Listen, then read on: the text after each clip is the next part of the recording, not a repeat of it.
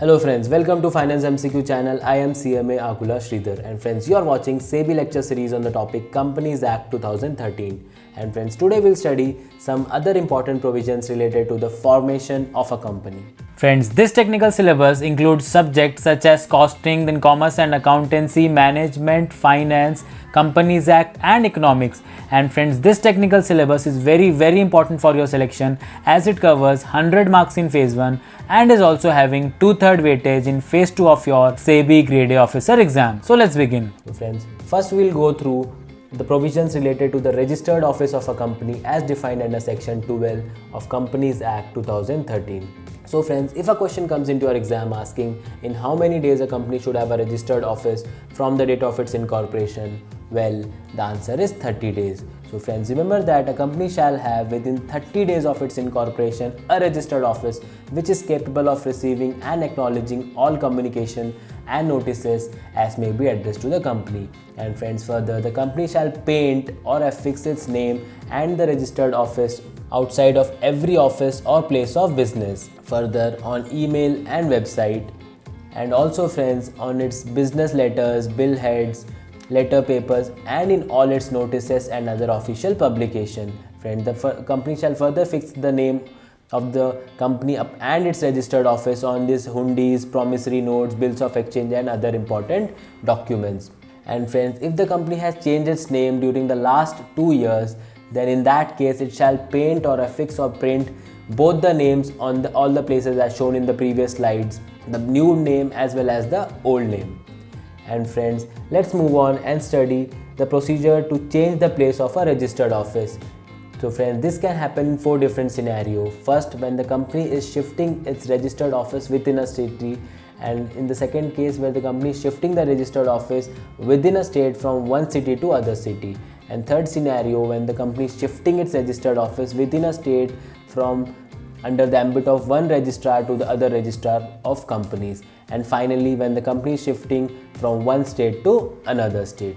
Now let's move on and see the procedure for making all these changes. So friends, when the company is shifting its registered office within a city, so here the procedure is pretty simple, where just a board resolution is sufficient to approve such change, and the company will have to file such a change with the registrar within 30 days of the change.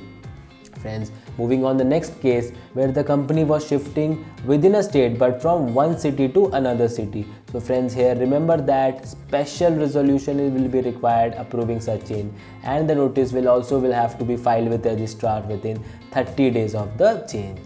And friends, the third case where the company was shifting from under one registrar to other registrar but within the same state. So friends, here again special resolution will be required, and apart from this, the approval of the regional director will also be required to be obtained.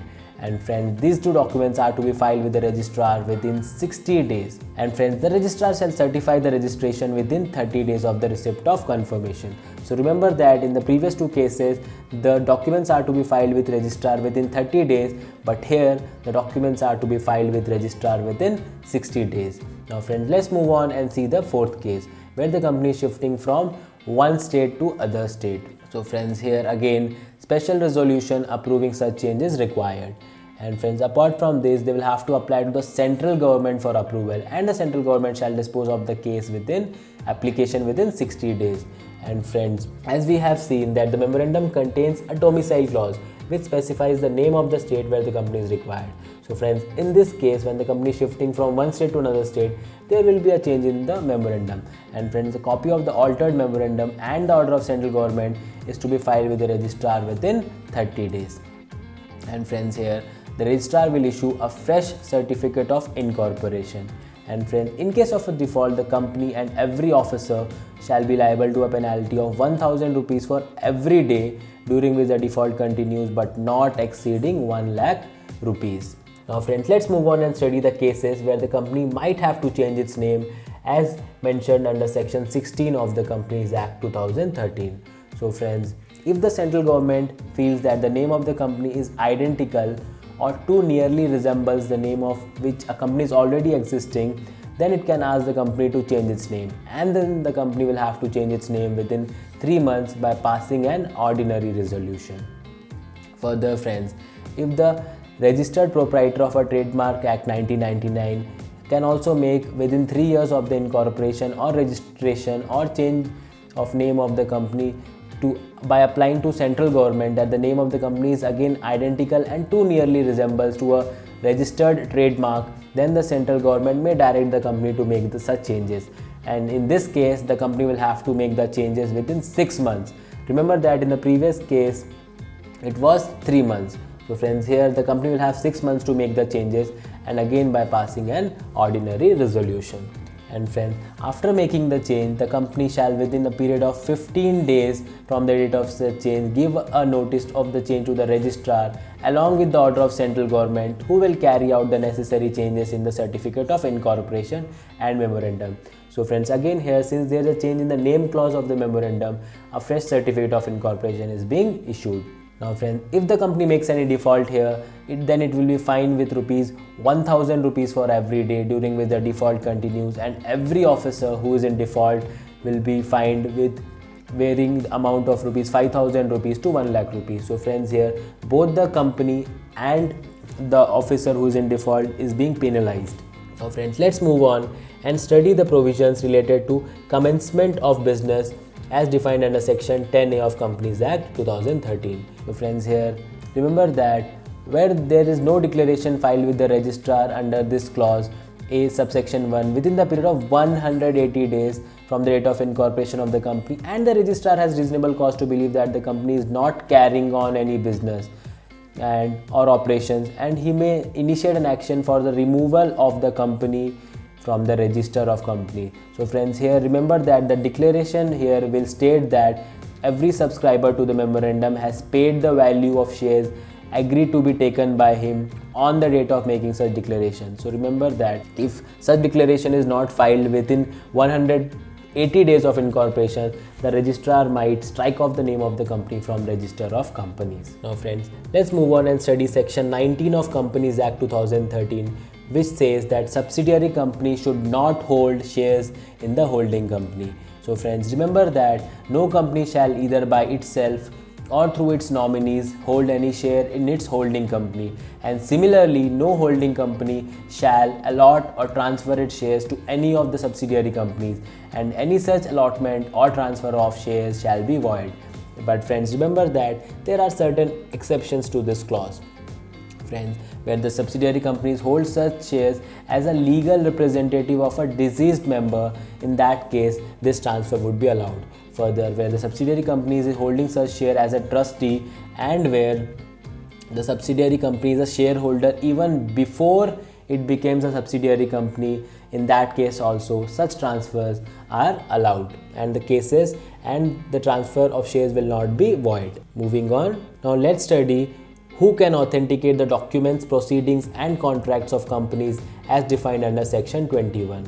So friends, remember that the document or proceedings requiring authentication by the company or contracts made by or behalf of the company may be signed by key managerial personnel. So friends, remember that we have already studied who all are there in key managerial personnel as defined under section 2 subsection 51. So friends, key managerial personnel includes the managing director, the manager, the chief financial officer, the company secretary, whole-time director and any other officer not below one level from the director, and he should also be in whole-time employment and designated as key managerial personnel by the board. So friends, apart from key managerial personnel, even an officer or employee of the company who is duly authorized by the board can also authenticate the documents, proceedings and contracts on behalf of the company. And friends, as far as executing of bills of exchange is considered as defined under section 22, so friends, here a bill of exchange, hundi or a promissory note shall be deemed to have been made, accepted, drawn or endorsed on behalf of the company if such execution is made by, in two cases, where the company is having a common seal, if it is done by the authorized person whom the company may by writing under its common seal either generally or in respect of any specified matters as its attorney to execute other deeds in its behalf in any place either in or outside India. So friends, where a company is having a common seal, in that case the authorized person can execute bills of exchange on behalf of company. And friends, in case where the company is not having a common sale, in that case the execution can be made by two directors. And friends, in companies where there are company secretary, then that case the execution will be done by either a director and a company secretary. So friends, these are some conceptual based sections and questions can be framed on these topics in your upcoming exam. So these were very important sections. Friends, for more practice of MCQs on this topic, please visit financemcq.in, where the entire SEBI grade exam technical syllabus is covered in MCQ format. Friends, here 2000 plus subject wise, topic wise MCQ questions are presented for you to practice. Friends, explanation are also added for correct answers wherever required. So friends, apart from this, there are 25 test series covering the technical syllabus for more and more practice. So friends, do visit financemcq.in and practice your technical syllabus well. And friends, don't forget that this technical syllabus is having 100 marks in phase 1 and is also having 2/3 weightage in phase 2 of your SEBI grade exam. So friends, this technical syllabus is very important for your selection. So friends, that's all for today. We will go through some more insight into the topic tomorrow. Till then, thank you very much for watching. Take care and goodbye. And don't forget to like, share and subscribe.